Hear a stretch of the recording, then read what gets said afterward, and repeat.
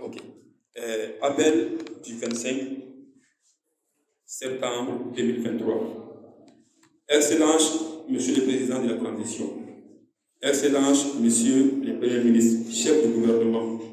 Excellence, les ministres de l'Éducation nationale. Excellence, Madame la ministre de l'Entrepreneuriat national, de l'Emploi et de la Formation. Excellence, Dr Edmond Dambélé, président de la Commission d'organisation des États généraux de l'éducation. Chers parents d'élèves. Avant tout propos, permettez-nous de présenter aux plus hautes autorités de la République et à toute la nation entière nos condoléances les plus attristées pour toutes les victimes militaires et civiles tombées sur le champ de l'honneur. Que Dieu les accueille dans sa miséricorde infinie et soulage les familles endeuillées. Chères autorités et chers partenaires de l'école malienne, nous, enseignants du secteur privé du Mali, en sommes aujourd'hui à en appeler au sens le plus élevé du patriotisme et d'humanisme dont vous êtes capables pour nous venir en aide, en vous impliquant résolument dans la gestion des conditions de vie dont les salaires sacrés des enseignants des écoles privées du Mali. Nous vivons en effet dans une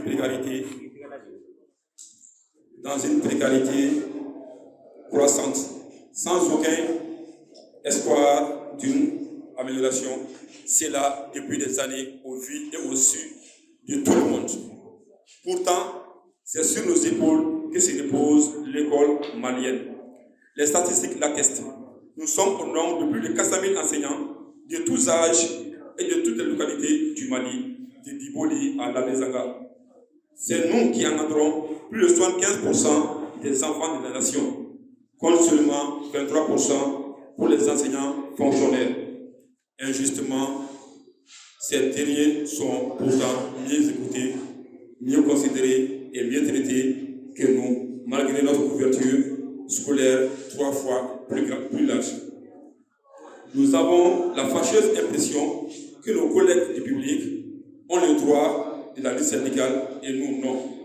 C'est un scandale indéniable de 2 poids, 2 mesures dans le traitement des collègues pourtant sortis des mêmes écoles, du même cursus et du même statut. Chères autorités, chers partenaires de l'école malienne et parents d'élèves, les enfants sont l'avenir et le devenir d'une nation.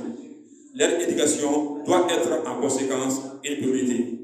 Or, c'est bien connu, une éducation de qualité passe obligatoirement par des éducateurs bien sereins, compétents et bien traités, qui ont l'obligation de résultats probants et à qui des exigences s'imposent.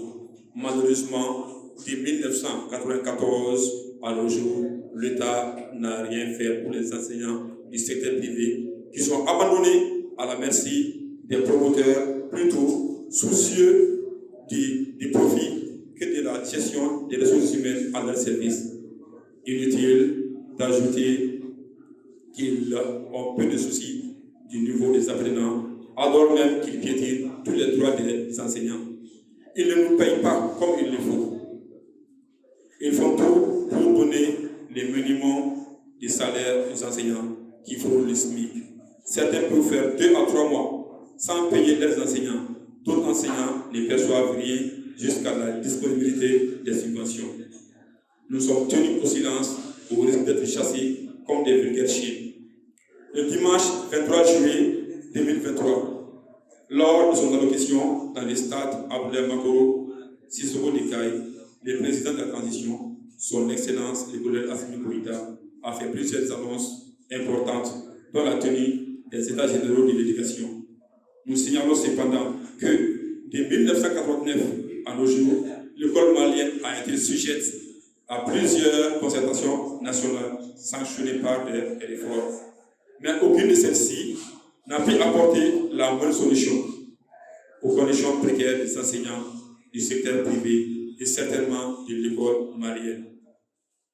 L'école malienne ne retrouvera jamais sa gloire d'antan tant que les enseignants du secteur privé, ceux qui encadrent plus de 75% des élèves, ne sont pas mis dans les bonnes conditions.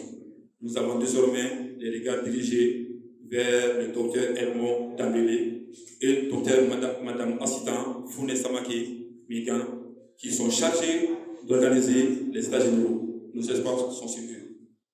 Chères autorités de la transition, les violations des textes datent des années avant votre arrivée au pouvoir.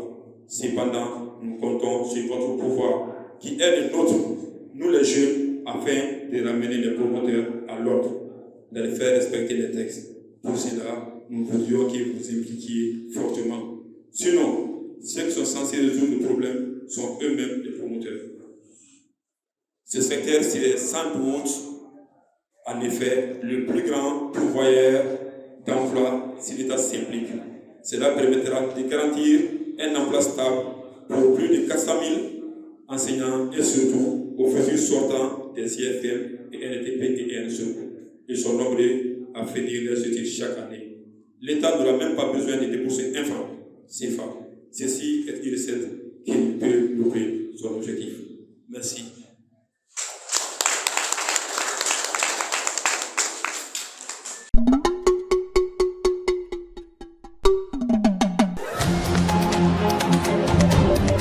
Soudou Baba Info, revue de la semaine. Doudou Baba.